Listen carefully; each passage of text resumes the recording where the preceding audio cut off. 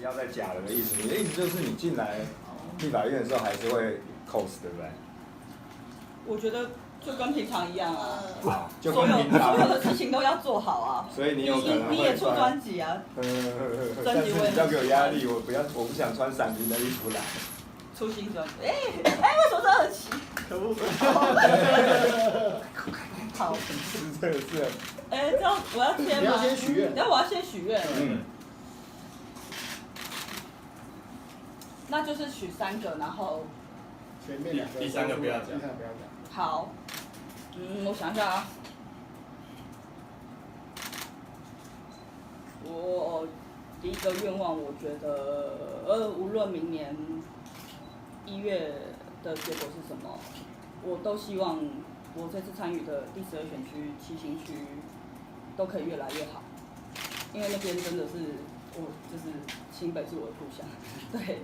然后第2个当然就是我不免俗的会希望就是明年1月11号可以成功顺利的当选。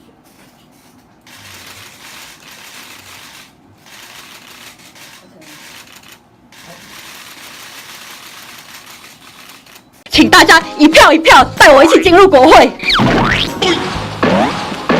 品妤将投入新北市选战。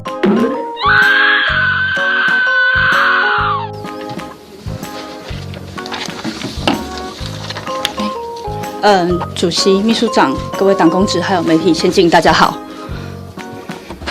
很多人是从5年前318运动才开始认识赖品妤。那天晚上，我用双手撑住立法院议场的大门，阻挡服贸恶法的通过。但是我知道，任何一个热爱台湾、相信民主的年轻人，站到我当时身处的位置，都会做出和我一样的决定。过去这个社会给我太阳花或是女战神的称号，我必须告诉大家，这只是一个标签。我不只是这样，无论是自小在新北市成长，或是从2012年反媒体垄断运动开始，到后来我参加318学运，然后过去在318运动过去数年后，我完成法律系的学业，进入国会，从助理开始做起。我认为这中间的每一件事都锻炼成现在的我。在中国的威逼之下，我们可以看见，在台湾地缘政治上，各个区域的处境比5年前更为严峻。所以我认为2020是关键一战，我们要拼的不只是总统，这场关键的战役，我们新北市7星区绝对也不会缺席。4年前对本土进步价值有所坚持的选民们，一票一票抢下7星区这个关键的一席。那4年后，我想我将会承担这个使命，去守护得来不易的成果。我们绝对不能轻易的把新北市第12选区拱手让给国民党，一个显而易见反对任何进步性的社会改革，又意图使台湾走向中国的一个政党。我的故乡新北市，或是说从小长大的台北县，不是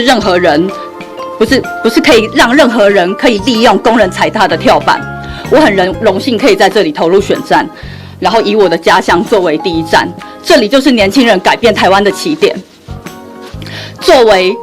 刚才其实主席也有讲，秘书长也有讲到，作为全党最年轻的立委候选人，我必须要说，我对台湾有梦。我用年轻的冲劲，证明台湾人没有办不到的事情。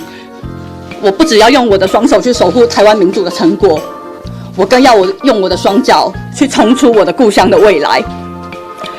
我们年轻，所以还保有坚守价值的热情和不向强权屈服的勇气。但是我现在的历练也足够让我不用盲动，也不用暴冲。我是赖品妤，我决定参选新北市第12选区的立法委员。过去是许多台湾人民不离不弃的，一起支撑像我这样子的社会运动者。所以这次我将从我的故乡出发，竭尽所能，堂堂正正的走入国会。请大家一票一票带我一起进入国会。好，谢谢品妤。那品妤呢，将投入新北市第12选区7星区的选战。那我们相信品妤可以带着战神般的斗志跟毅力，去翻转这样子一个艰困的选区。好，我们接下来有请